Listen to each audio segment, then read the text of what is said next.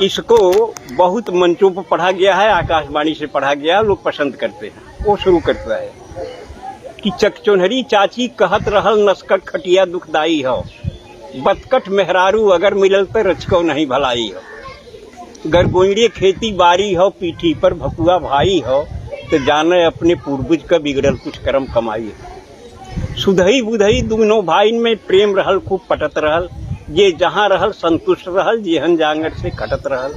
लेकिन देवरान जेठानिन में दोनों में नाही बनत रहल, बिस्कुट बानी हर समय रहल, आए दिन झगड़ा ठनत रहल। जन्म जन्म के दुश्मन इस दोनों जन आँखी में खटकें, उन्होंने देख चौका पटकें तो उन्हें देख बेलना झटकें। सुख दुख के बाँटब दूर भयल, बोलब चालब भी विष होइया, मुँह झोरा ऐसा लटकाई लिहिन रुख दोनों के 36 होइया। गभुरा गजब बोली बोले आपस में दोनों जरई लगिन, वो बरई लगिन भीतर भीतर अपने दुल्हन के भरई लगिन।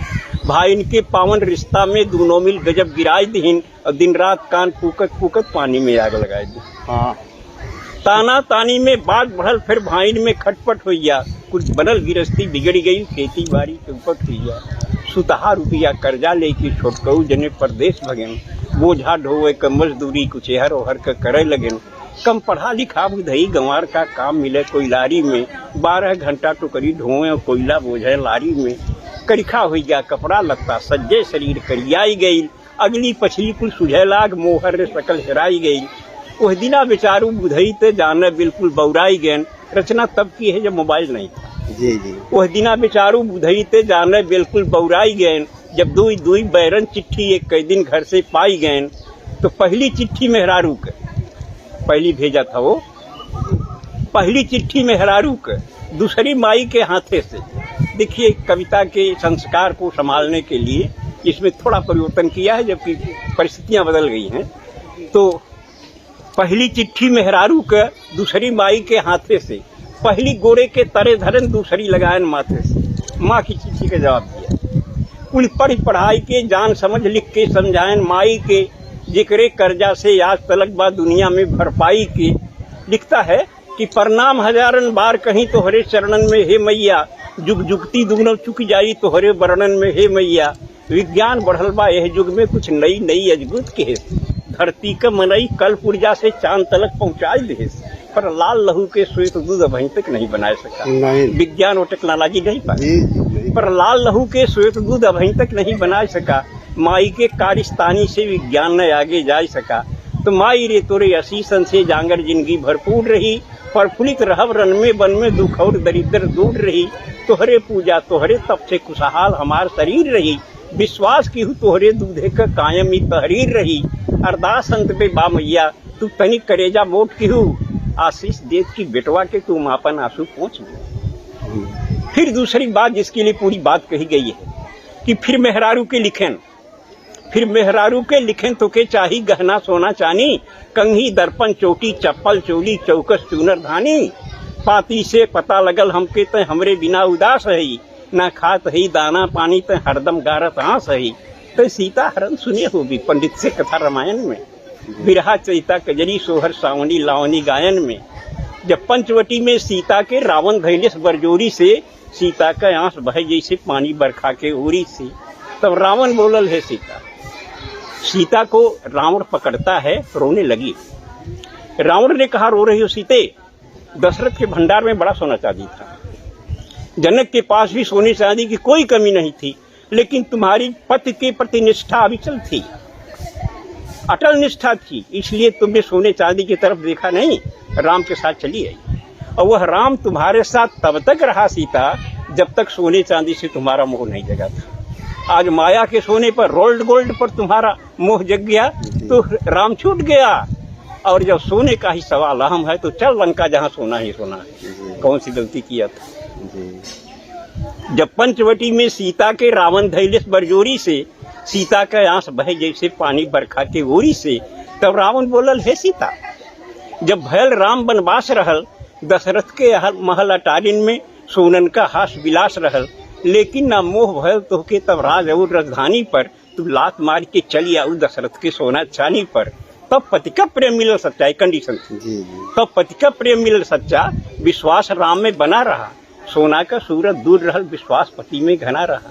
माया का सोना हिरन देख जब लालच लोभ तुहार बढ़ल, पति प्रेम भुलायल, सोना का जब विकट कपारे भूत चढ़ल, तो दुर्गत का पहरा आयल, किस्मत करम फुटल सीता, सोना के भारी लालच में लपट के साथ छुटल सीता। सोना का चाह तो है बाटे तब तक बेकार कुल रोना हो, अब चला चली लंका नगरी जोने में सोने सोना। ये बात याद कर रावण कहा आवाज सही हो सदा रही, सुख है मिली उतने जितना किस्मत में जिक्र बदा रही। आगे भी जौने नारी के सोना के लालच धरे रही, छुट जाई ओकर राम सुन पति कवन ओकरे घरे रही। ई कहत कहत ड्यूटी आइल, बुधई झट बांध लेन पगड़ी, देखा तो आगे खड़ा रहा जोड़ी वाला लेके सगड़ी। अब गुरुजी वही हिंदी का एक बात यार बुढ़ाई हो बुढ़ाई सांस है भाई। हाँ हाँ हड्डी पर कितनी कबड्डी ले रहे? आइए पहले लेकिन ठीक है बैठिए, मैं सुना दे रहा हूँ। और नमामि गंगे कहाँ इस पर बहुत चल रहा है। सब लोगों ने अपनी अपनी और क्षमता के अनुसार शैली के अनुसार कहा। अब लोक भाषा में से नहीं, अब खड़ी में देखिए। घोर प्रदूषण से गंगा बौखलाई, सीधे स्वर्ग के सम्राट के द्वार पर आई, जोर से गुहार लगाई, दुहाई हो स्वर्ग के सम्राट की, मैं तो न घटती हुई घाट की। धरती स्वर्ग से मैं धरती का कलुष हरने गई थी, भगीरथ के पुरखों को शाप मुक्त करने गई थी, लेकिन अब मुझे अपने आप पर रोना आ रहा है, मेरा अस्तित्व ही डगमगा रहा है। देवराज बोले, गंगे तू कभी श्री हरि पद नख में समाई थी, ब्रह्मा के कमंडल में जगह बनाई थी, शिव के जटाजूट में भी लहराई थी, लेकिन जब विष्णु ने तुम्हें लात मार दिया, ब्रह्मा ने हाथ झाड़ लिया और शिव ने तुमको दिल दिमाग से उतार दिया, तभी तुम्हें तुम्हारी औकात बता दी गई, जब देवताओं का साथ छुड़ाकर तुम आदमी के साथ लगा दी गई। उतार दी गई तभी तुमको तुम्हारी औकात बता दी गई, जब देवताओं का साथ छुड़ाकर तुम आदमी के साथ लगा दी गई। गंगे तो युगों से तुम धरती का कलुष पी रही हो, एक छटपटाहट भरी जिंदगी जी रही हो। आदमी नहीं जानता कि तुम्हारी विवशता है कि महानता, लेकिन इतना सच जरूर है, ये तुम आदमी का कलुष न पचाती, उसको उसके ही प्रदूषण से न बचाती, तो अब तक उसके पाप का घड़ा भर गया होता और अपने ही प्रदूषण के जहर से आदमी मर गया होता।